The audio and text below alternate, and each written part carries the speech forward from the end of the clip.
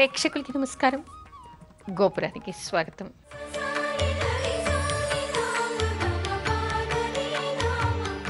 మనం గోపురంలో సాంప్రదాయాలు చెప్పుకునే ముందుగా ఈరోజు మన ఇష్టదైవాన్ని అర్చనలో స్మరించుకుందాం.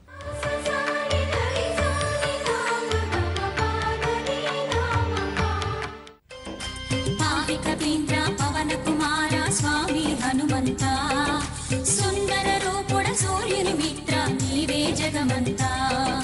పాహి కపీంద్ర పవన కుమార స్వామి హనుమంత, సుందర రూపుడ సూర్యుని మిత్ర నీవే జగమంత.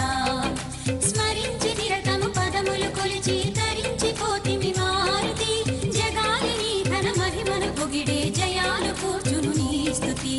జై హనుమా జై హనుమా జై జయ జయ శ్రీ హనుమా, జై హనుమా జై హనుమా జై జయ జయ శ్రీ హనుమా.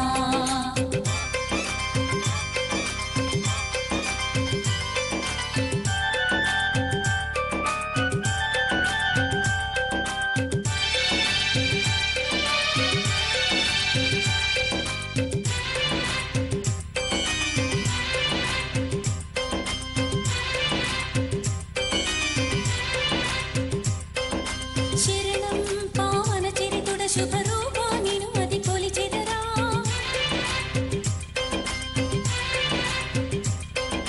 శరణం పావన చరితుడ శుభరూపా నిను మది కొలిచెదరా. చరణం వీడిన చాలుర మది కోరికలే తీరురా. రామయ్య ఆత్మానంద మరి అడుగేయగలమా నువ్వు లేకుండా, దివ్యమైన సుందర రూప కాపాడు నిరతము చింతరాకుండా. జై హనుమా జై హనుమా జై జయ జయ శ్రీ హనుమా, జై హనుమా జై హనుమా జై జయ జయ శ్రీ హనుమా.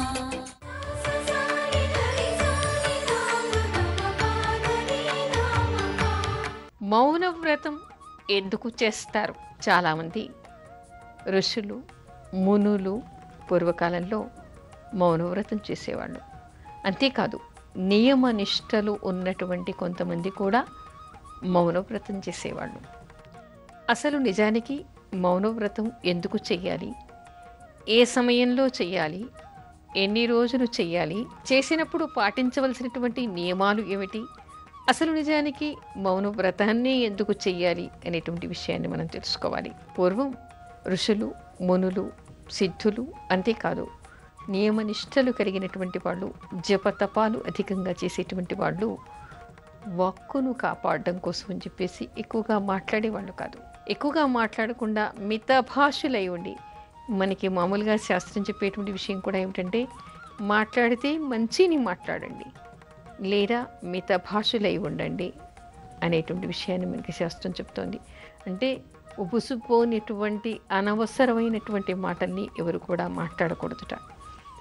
ఇంకొక విషయం కూడా ఉంది. అంటే ఇక్కడ మనం ఆధ్యాత్మికంగా చెప్పుకోవాలి, వైద్యపరంగా కూడా చెప్పుకోవాలి. ఇక్కడ ఏమిటి అంటే మనం మాట్లాడుతూ ఉంటే మనలోని ఎనర్జీ అంతా బయటికి వచ్చేస్తూ ఉంటుంది. అంటే మనకి మాట్లాడడానికి కూడా కొంత ఎనర్జీ కావాలి. అయితే ఆ ఎనర్జీని, మనకున్నటువంటి శక్తిని మనం ఎందుకు దుర్వినియోగం చేయాలి? ఏదైనా ఒకటి ఉపయోగకరమైనటువంటి మాట మాట్లాడడానికి, మనకి అవసరమైనటువంటి మాట మాట్లాడడానికి, భగవత్ ప్రార్థన చేయడానికి మాత్రమే దాన్ని ఉపయోగించాలి. కానీ ఉబుసుపోని మాటలు మాట్లాడడం, దుష్ప్రచారాల కోసం మాట్లాడడం లాంటి మాటలు మాట్లాడకూడదు. అయితే ఇక్కడ చిక్కు వచ్చేది ఏమిటి అంటే చాలామంది మౌనవ్రతం చేయడానికి ప్రయత్నాలు చేస్తూ ఉంటారు. నిజానికి ప్రతి ఒక్కరూ కూడా కనీసం నెలలో ఒక రోజైనా, ఒక పర్వటి రోజు, ఒక ఏకాదశి కానీ, ఒక మాస శివరాత్రి కానీ, లేదా ఒక పర్వటి రోజు కానీ తీసుకొని ఈ రోజు నేను మౌనవ్రతం చేస్తున్నాను అనుకోవాలి. పొద్దున్నుంచి సాయంత్రం వరకు మాట్లాడకుండా కూర్చోవాలి.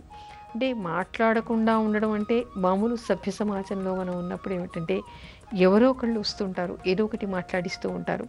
తప్పనిసరి పరిస్థితుల్లో ఏదో ఒక జవాబు చెప్పాల్సినటువంటి అవసరం ఏర్పడుతూ ఉంటుంది. లేదా ఎవరైనా కుటుంబంలో మిగతా సభ్యులు ఉన్నప్పుడు వారు దీక్షలో ఉన్నారు, మాట్లాడరు అని చెప్తే కూడా వీళ్ళు దీక్ష చేయవచ్చు.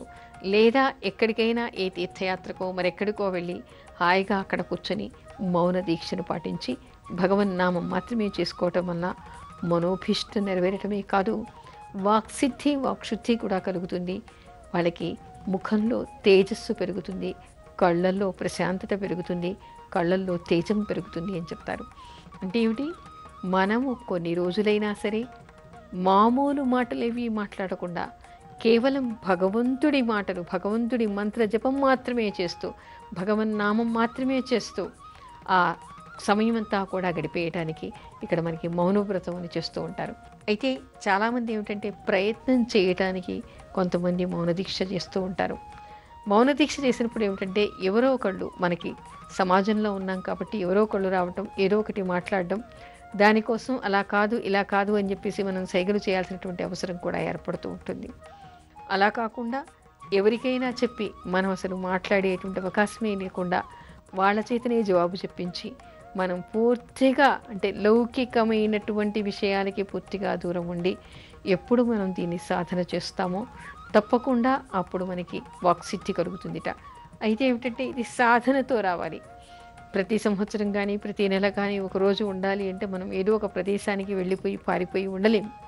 అయితే ఏమిటంటే మనం ఈ సమాజంలో ఉన్నప్పటికీ, ఈ కుటుంబంలో ఉన్నప్పటికీ కూడా మౌనం చేయటానికి ముందు ప్రయత్నం చేస్తూ ఉండాలి.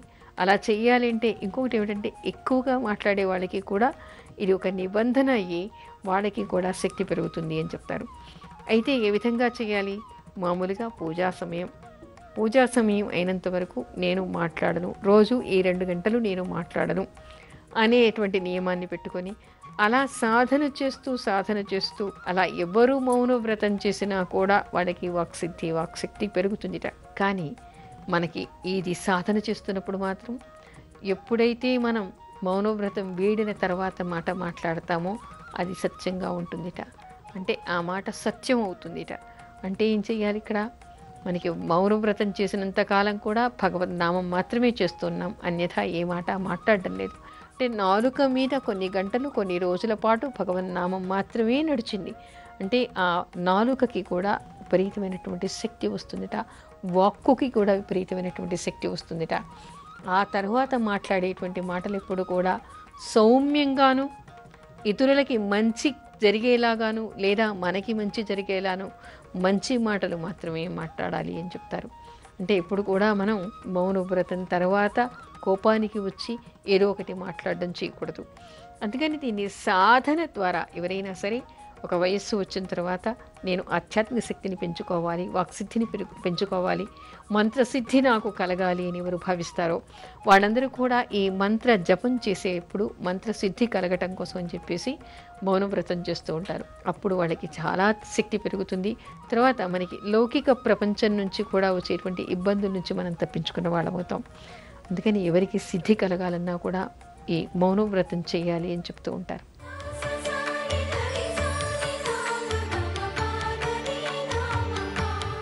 మాటకు శక్తి పెరగాలంటే ఏం చెయ్యాలి? ఈ విషయాన్ని అనేక కోణాల్లో చెప్పుకోవచ్చు.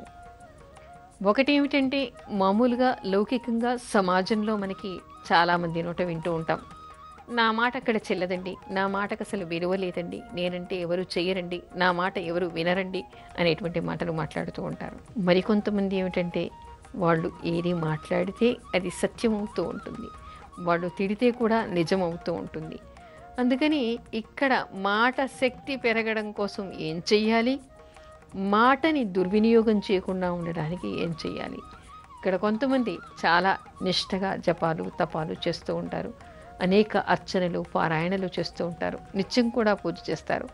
పూజ చేసి బయటికి రాగానే వెంటనే వాళ్ళకి ఏదైనా నచ్చని విషయం కనబడిందనుకోండి, కొడుకైనా సరే, భార్య అయినా సరే, మొగుడైనా సరే, తల్లి అయినా సరే, స్నేహితులైనా సరే, పనివాళ్ళైనా సరే, వాళ్ళకి నోటికి ఆ కోపాన్ని తట్టుకోలేక కోపంతో ఏది నోటికి వస్తే అది అనేస్తూ ఉంటారు. పిల్లవాడు ఏదో పగలగొడుతున్నాడు అనుకోండి, అరే చచ్చిపోతావురా అంటారు, నీ కాళ్ళు విరుగుతాయి, నీ చేతులు విరుగుతాయి, ఇలాంటి మాటలన్నీ కూడా దుర్వినియోగం చేస్తూ ఉంటారు.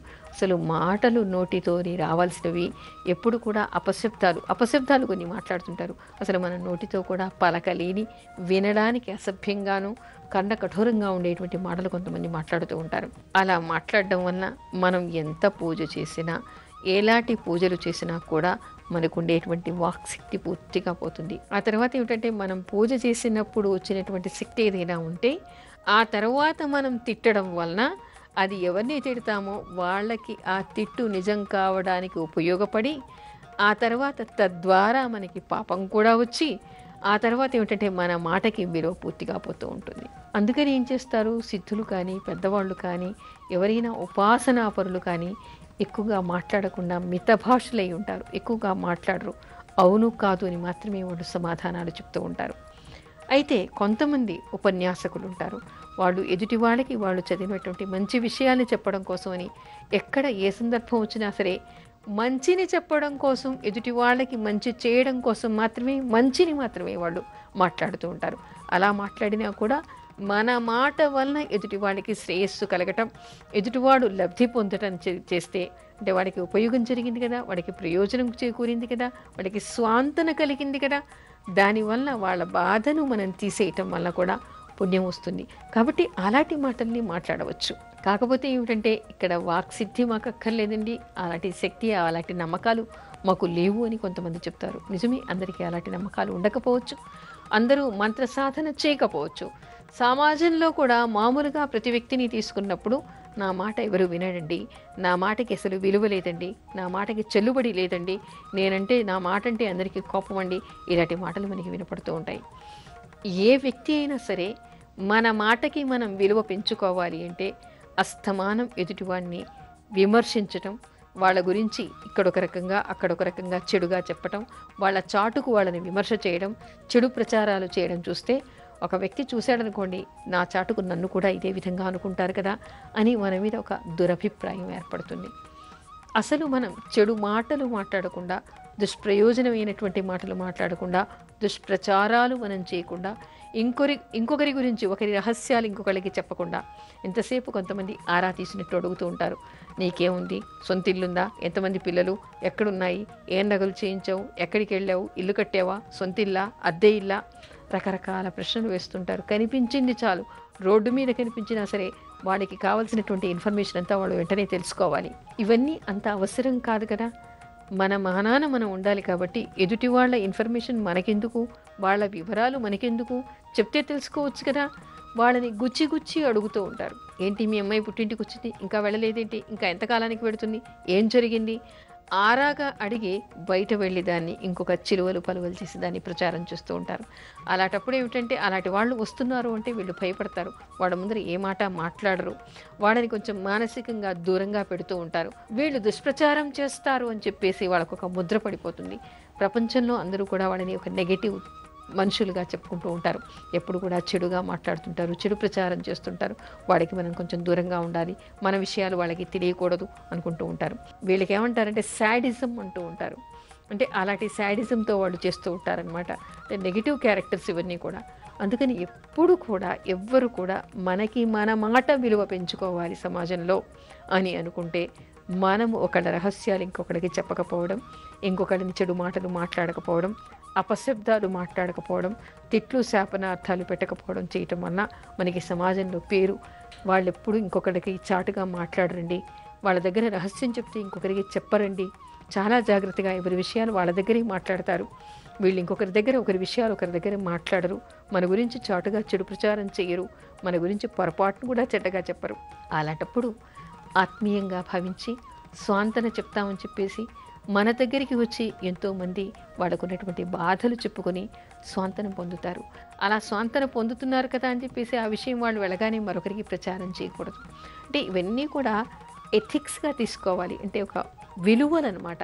మానవ జీవితంలో ఉండేటువంటి విలువల్ని మనం తెలుసుకోవాలి. తెలుసుకొని ఎప్పుడు సమాజంలో మంత్రసిద్ధి దాకా అక్కర్లేదు, వాక్శక్తి కూడా అక్కర్లేదు. మామూలుగా కూడా సమాజంలో మన మాటకి విలువ పెరగాలి, మనని ఒక మంచి వ్యక్తిగా ఎవరైనా అనుకోవాలి అని అనుకుంటే మన మాటని మనం తగ్గించుకోవడం, ఆ తర్వాత మంచిని మాత్రమే మాట్లాడడం, చెడు మాట్లాడకపోవడం, చాటుకు మాట్లాడకపోవడం లాంటివి చేస్తే, ఇలాంటి నియమాలు పాటించినా కూడా మనకి తప్పకుండా మన మాటకి విలువ పెరుగుతుంది, మనకి కూడా విలువ పెరుగుతుంది. అందుకని ఇలాంటి నియమాన్ని పాటించాలని చెప్పేసి మనకి ధార్మిక గ్రంథాలు చెప్తూ ఉన్నాయి. దేవి మల్లికా ప్రియ గారు మనకి ఒక ఈమెయిల్ పంపించారు. వారు చాలా సందేహాలు రాశారు. అన్ని సందేహాలు ఇప్పుడు చెప్పుకోవడం కుదరదు, మరొక ఎపిసోడ్లో చెప్పుకుందాం. ఇప్పుడు ఇవాల్టి సందేహం ఏమిటంటే, కడుపుతో ఉన్నటువంటి వాళ్ళు ఎవరు కూడా పీటల మీద కూర్చోకూడదు అని అంటున్నారు. ఎందుకు అని ఆవిడ అడుగుతూ ఉన్నారు. నెలలు నిండిన తర్వాత మామూలుగా గర్భవతులు పీటల మీద కూర్చొని చేసేటువంటి పనులు చేయకూడదు అంటారు. ఎందుకు అంటే ఇక్కడ 6వ నెల వచ్చిందంటే గర్భస్థ శిశువు సాధారణంగా లోపల శబ్దగ్రాహక శక్తి పెరుగుతుంది. పూర్తిగా అవయవాలు దాదాపుగా అన్నీ కూడా పెరిగి ఉంటాయి. అలాంటి సందర్భంలో ఏమిటంటే అది పురుడుతో సమానం అనేటువంటి విషయాన్ని మనకి ఆధ్యాత్మిక గ్రంథాలు చెప్తూ ఉన్నాయి. అంటే గర్భిణీ స్త్రీకి 6వ మాసం వచ్చినప్పటి నుంచి గర్భిణీ స్త్రీకి ఆమె భర్తకి కూడా ఇక్కడ పురుడుతో సమానం. అంటే మామూలుగా ఏమిటి, ప్రసవం అయిన తర్వాత ఆ ఇంట్లో ఉండేటువంటి కుటుంబ సభ్యులకి, ఆ తర్వాత ఆ ఇంటి పేరు కలవారందరికీ కూడా పురుడు అని చెప్పేసి దేవుడి పూజలు కానీ అభిషేకాలు కానీ వ్రతాలు కానీ చేయరు. కానీ గర్భిణీ స్త్రీకి ఆమె భర్తకి మాత్రం గర్భస్థ శిశువుకి 6వ మాసం వచ్చినప్పటి నుంచి కూడా ఈ గర్భిణీ స్త్రీ కానీ ఆమె భర్త కానీ ఎలాంటి కార్యక్రమాలు చేయకూడదు. ఎందుకంటే పురుడులో మనం పూజలు చేయం కదా.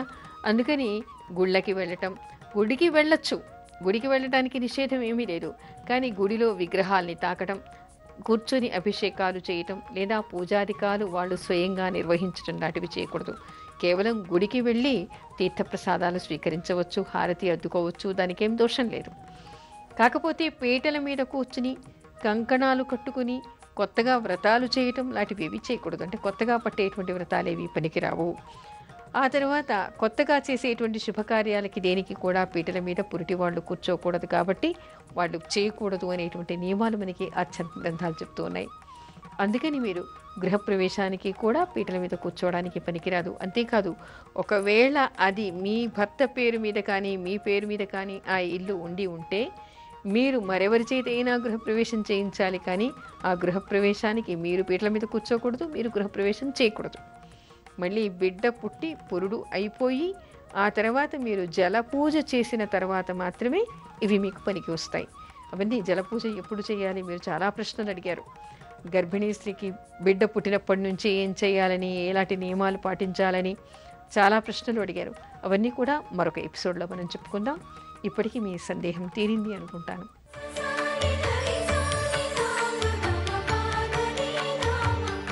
ఇప్పుడు అర్చనలో కొన్ని భక్తి గీతాలు.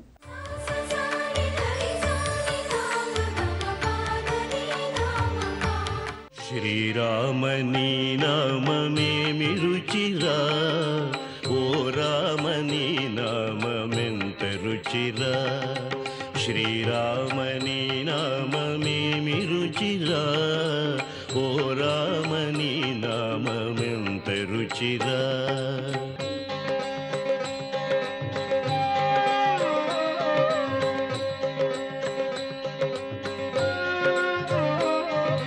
కరిరాజ ప్రహ్లాద ధరణిజ విభీషణులు గాచిన నీ నామమెంత రుచిరా.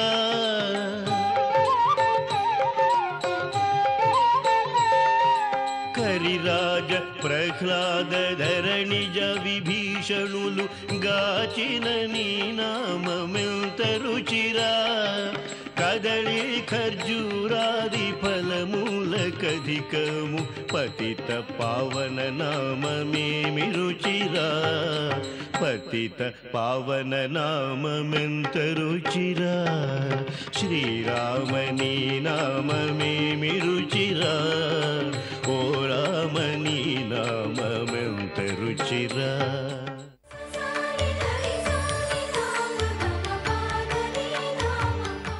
గోపురంపై మీ అమూల్యమైన సలహాలు, మీ సందేశాలు, మీ సంశయాలు మాకు మా ఈమెయిల్ ఐడికి కానీ మా చిరునామాకి కానీ పంపించవచ్చు. మా చిరునామా గోపురం care of Zee Telugu, post box number 102, Khairatabad, Hyderabad 5,04,000. మా ఈమెయిల్ ఐడి gopuram.ztelugu@gmail.com. తిరిగి రేపటి గోపురంలో మరికొన్ని సాంప్రదాయాలు చెప్పుకుందాం. అంతవరకు సెలవు. నమస్కారం.